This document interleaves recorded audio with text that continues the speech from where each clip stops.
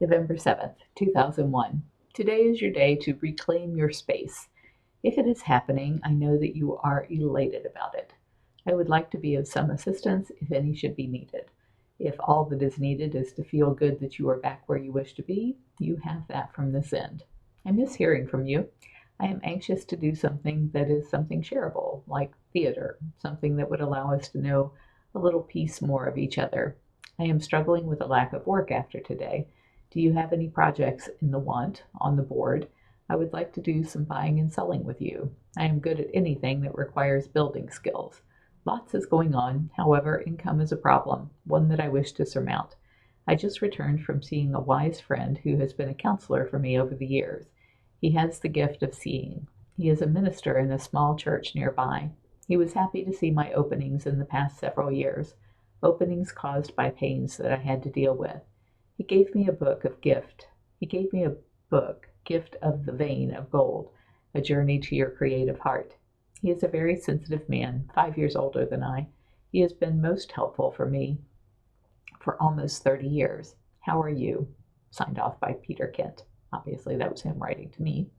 This is my letter back saying, Dear Peter Kent, I responded to you 2 days ago with the 5 words and 5,000 more expounding on them. Did you not receive them? I am so glad to hear from you, and I do have quite a few projects that I would be happy to pay you to do. I need tile in a 10 by 10 bedroom at the island. This is what everyone calls my home because it's almost entirely encircled by the river. My daughter wants to stucco her 1,100 square foot house and decided it is too big a project to try on her own. This is a couple thousand if you know how. I need trim boards in my living room. I need the house pressure washed, and the statues in my shed is being carried away by rats and needs to be secured. I want to relocate a fountain into the house, and it takes at least 2 people to carry. It took 3 last time. I have an RV at Easy Street that needs a roof over, and we need to build a food prep, but that's going to run me about $40,000, and I don't have it now. Our cat hospital has a leak, and no one can find it or fix it. I feel it is in the metal casing for the shed. As for the quality time together, how about you let me drive you to Jacksonville this weekend for your acupuncture certification? My truck is a 1994, but recently rebuilt and amazingly comfortable. Alan Schreier moved all of his things today, and I am delivering the dogs to him this evening before church. I have a bed at Easy Street and will have my daughter and her boyfriend help me transport it to the island. I just got to the computer, and I haven't seen her yet. We still need to hit the gym. I apologize if this sounds frantic, but today has been that way. I really am glad to hear from you. I was afraid that I had offended you in the last email because of the abrupt way I broached the subject of support. Even my mother asked if my wording was a product of PMS, so I thought it may have come off sounding cold when that was not my intention. I think we could do well together in real estate investment. I am lousy at repair and have to be so careful about what I buy based on my limited skill and the high cost of hiring it out. You could be the answer to that problem.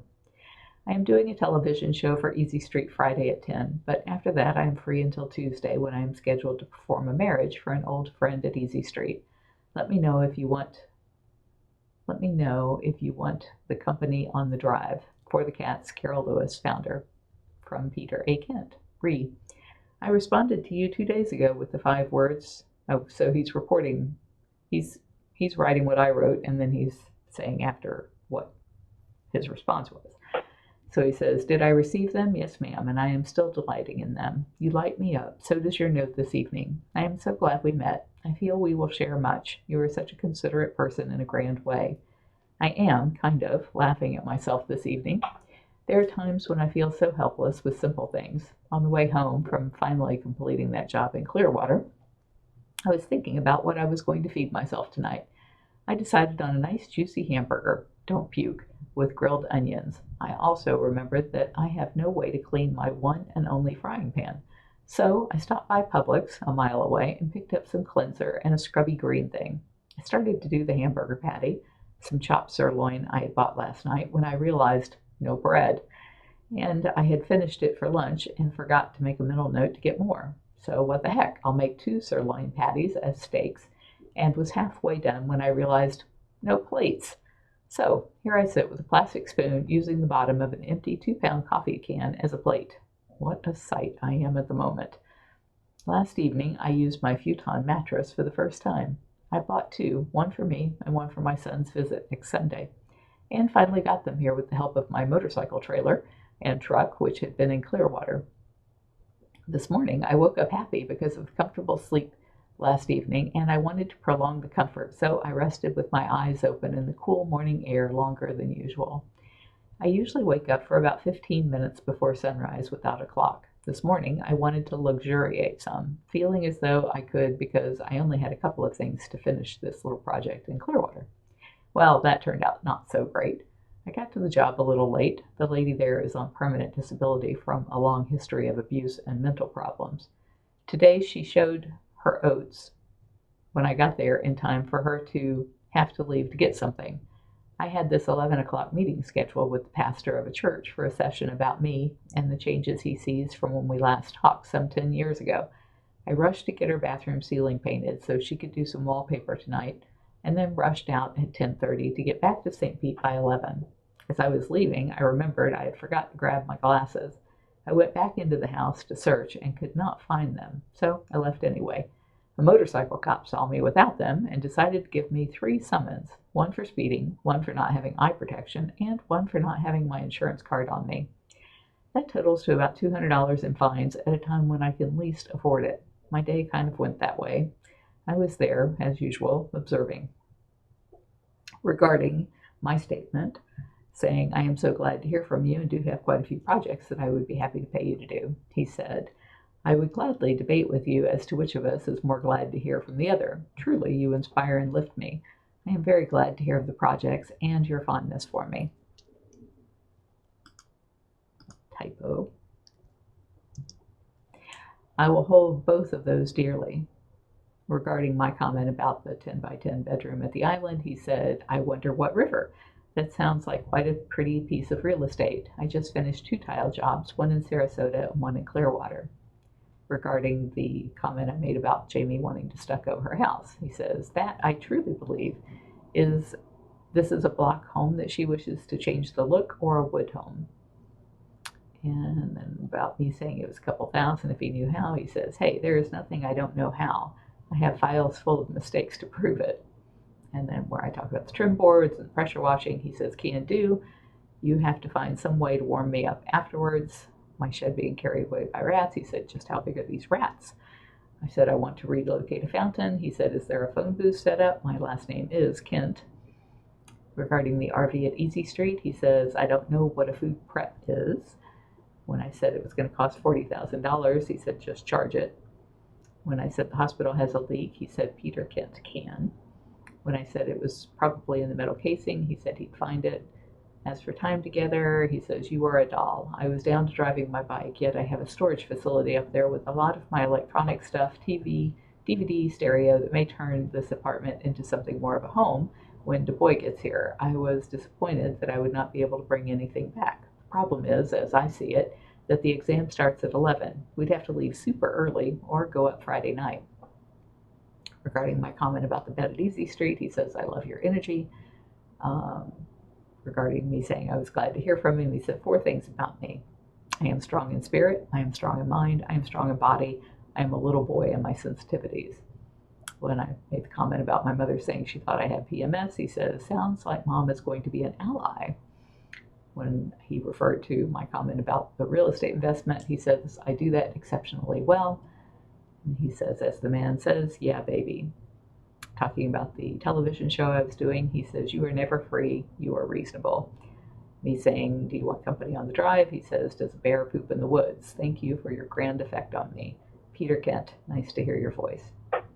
And then it says, in a message dated 11/7/2001 at 8:30 p.m. Standard Time. And this email was figment43@talkmatch.com. So it sounds like maybe we met on Match.com. He says, I wonder what river. And I said, it's called Rocky Creek, but it's a good-sized river that goes from who knows where out to the bay. There are a couple of dams between my house and the bay, but I used to live further down the same river. Jamie and I took a paddle boat out to the bay, and we were nearly swept out with the current. We never went that far again. I bought a little John boat and a tiny motor. Perhaps you will venture with me up the river. In some places, it looks like no one has ever been there before. It is a breathtaking piece of real estate. and an interesting story behind how I got it. I'll tell you on the trip. Is this a block home that she wishes to change the look? Or because so now what I'm doing is quoting back what he said, which was, "Is this a block home?" And talking about jacuzzi or talking about pressure washing the statues. It says, "Can do. You may have to find some way to warm me up afterward. This really needs doing. The property looks like it's been abandoned because my heart hasn't been there in over a year. I could warm you up in the jacuzzi, although I doubt that was what you were insinuating." Regarding my shed being carried away by rats, I said they are river rats and are as big as cats and not at all shy. I used to feed the squirrels and birds, and I have 2 deer there, and the rats and raccoons did very well on the rations. Regarding the fountain, I said it took three last time. He said, "Is there a phone booth?" I said, "You are so funny. You will need a cape if it is only the 2 of us tackling that thing." And about food prep, I said, "I've been looking for different ways to solve the food prep problem. Attached is the schematic for what I want to build. I just don't know if it should be a traditional truss roof building of wood or one of those metal sheds. I need a place where the staff can be inside, out of the elements, to prepare food for 200 animals twice a day. They do it outside now, and winter is coming. Jamie is sick all the time from freezing her fingers off in the rain and cold. In the summer, it would help with the flies if it were enclosed. We have to thaw 500 pounds of meat every day and currently do it in sinks full of water, but the vitamins are leached out this way. We need an easy-to-clean walk-in cooler that would handle 2 or 3 days worth of food thawing." And then regarding him saying he could fix the metal roof on the cat hospital, I said, "I admire your attitude. I just love that in a person and find it so rare. The problem, as I see it, is that the exam starts at 11. We'd have to leave," because he's repeating this again to me. I said, "I don't see very well at night. I had RK surgery done in 1991, and the lights really glare for me. So if I am driving, I would like to leave here by 3:30. If you are a decent driver and can see at night, we can go later." And then when he talked about being a little boy and his sensitivities, I said, "Having never been a little boy, I'm not sure what that means. I raised one, and he was extremely sensitive. He was such a fragile thing. He was my husband's child and died in 1999 in a car wreck on the day after his 29th birthday. You are surely the only person who has ever said that they slept well on a futon. Possibly the only one to eat hamburger steaks from the bottom of a coffee can, too. What an adaptable person you are. You have been somewhat of a mystery to me, and before setting off across country, I will want a photocopy of your driver's license and some proof of where to find you for my family's sake in case I am never seen or heard from again. I hate to be weird about that, but I have too many people counting on me to take the risk of letting them all down with my recklessness. I used to hitchhike all over the country, and I love that sense of freedom and adventure, but I have responsibilities now and will not neglect them. As a man with a daughter, I'm sure you understand. I look forward to getting to know you better. I really like what I know thus far. For the cats, Carole."